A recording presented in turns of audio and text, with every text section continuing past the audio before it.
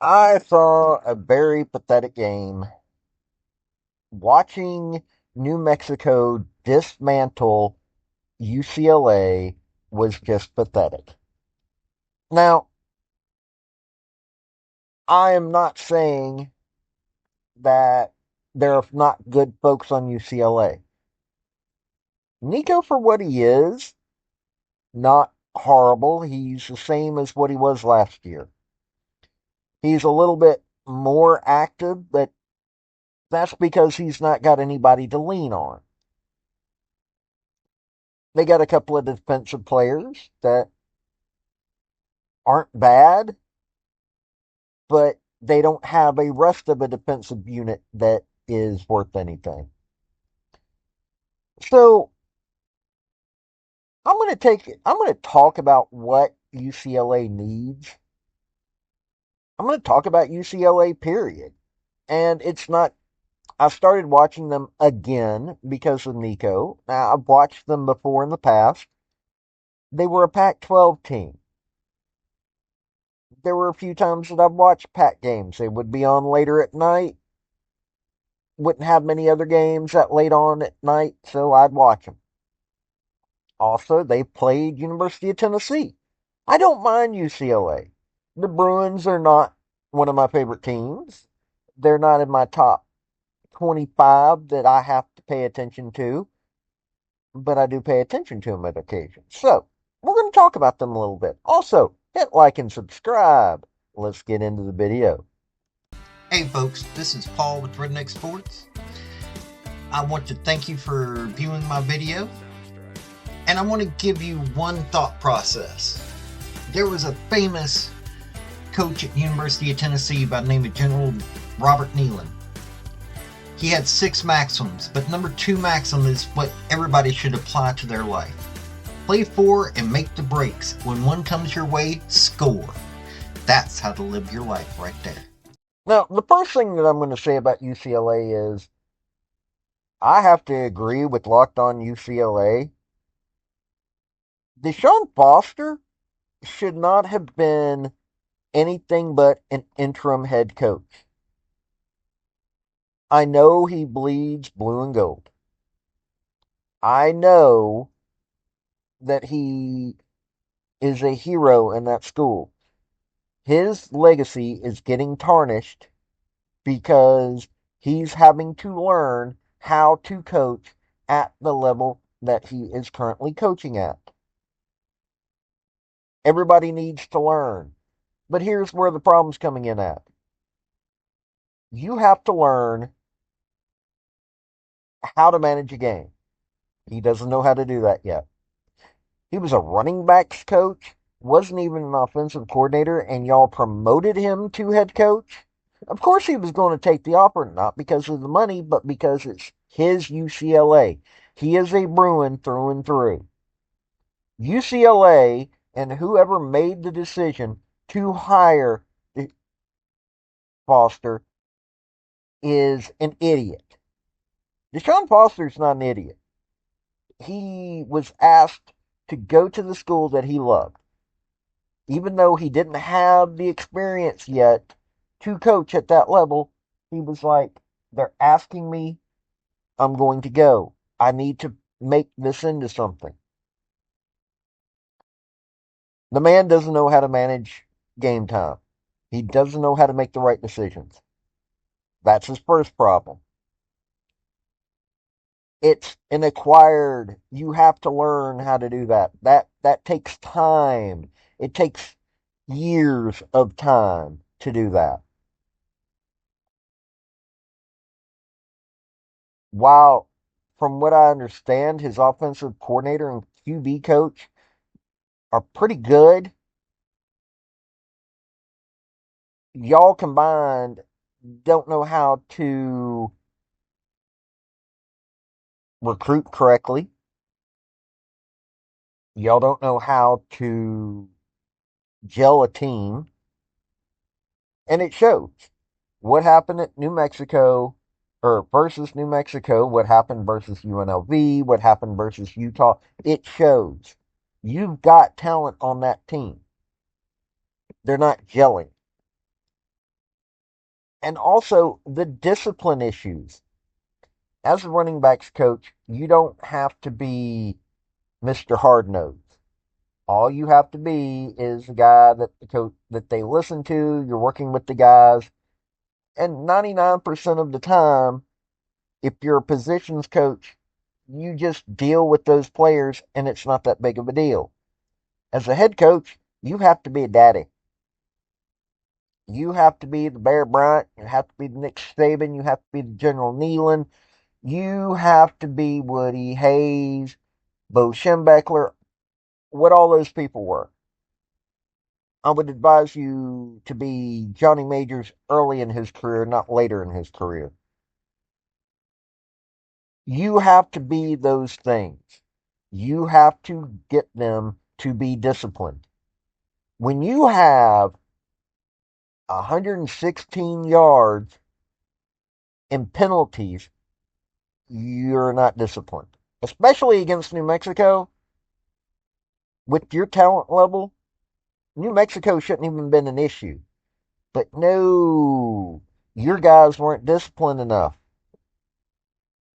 That's a rookie head coach issue. That you've got a coaching staff that are so focused on everything else that the one thing that one of the three things the head coach is supposed to take care of is not being taken care of. It's a rookie head coach error. That's all it is. This is what's wrong with UNLV or UCLA. Pardon me. This is what's wrong with UCLA. And it's not even that DeShaun Foster is that bad of a coach. It's not that the players are that bad. It's that nothing's gelling yet. Now, I'm going to say this for DeShaun Foster. He needs to have somebody mentor him. He needs to have somebody come in to help him get acclimated. Whoever hired DeShaun Foster, whoever came up with that idea, whoever the athletic director was, and I'm not going to go looking into it. I know that people know his name. This guy needs to be smacked. Okay, let's not go to violence. Sorry, but you get my point. What was done needs to be fixed. DeShaun Foster's legacy is at risk because somebody made a bad mistake. So, what needs to be done is one, don't fire him. Get him into a position where you can get him to that point. He's at his dream job. Okay, fine. Well, he needs to be pulled back from that dream job, but not in a bad way. Pull him back and bring in somebody who can help train him how to be what he needs to be. Second,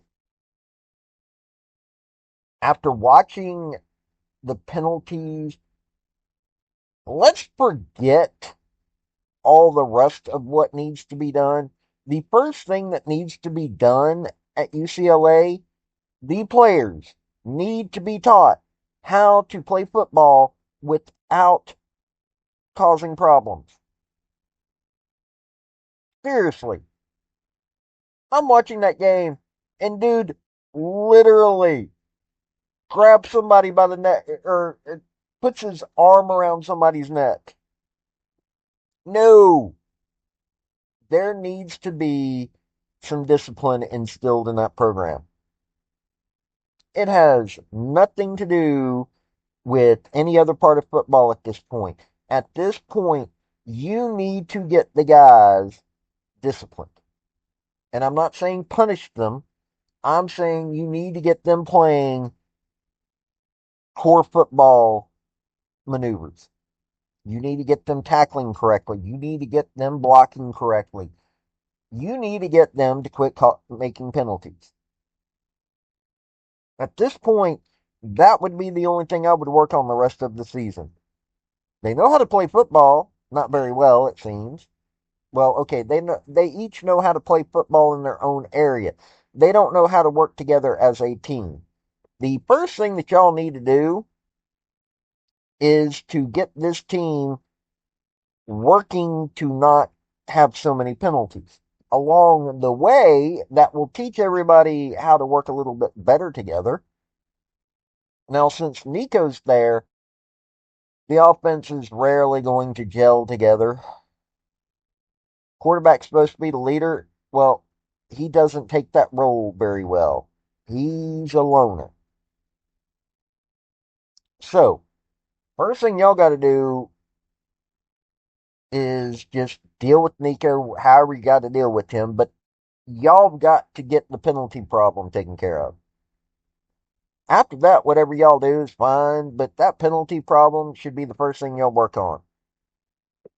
And from an administrative standpoint, an assistant head coach needs to be brought in there that knows how to manage every aspect of the program and teach DeShaun Foster how to do that. DeShaun Foster is about to have his legacy destroyed because of an athletic director that doesn't know what he's doing. Now, DeShaun Foster could have turned the job down, but you ask yourself this: if you were offered your dream job, would you turn it down? Seriously, would you turn it down? It's like Patrick Ewing, one of the best basketball players that I've got to see in my lifetime. He got a chance to coach his university. Of course he didn't turn it down. He was out of his depth. That's what people are going to do. If you get offered your dream job, you're going to take it. Now, yes, I am a Tennessee Vols fan. I got to be lucky. Johnny Majors was the first head coach that I got to see at the University of Tennessee. If you don't know who that is, fine. Unfortunately, his latter years destroyed his legacy, but he was a great coach. Won a national championship, just not at Tennessee. At Pittsburgh, he won a national championship. And then he came to Tennessee, and he didn't do us dirty by any stretch of the imagination. He just never elevated the program to a national championship level while he was there. He wasn't a General Neyland. Then we had Philip Fulmer. And in the process, we got Mike Hamilton as an athletic director, and that destroyed football. Mike Hamilton as an athletic director at East Tennessee State University caused their football team to go away.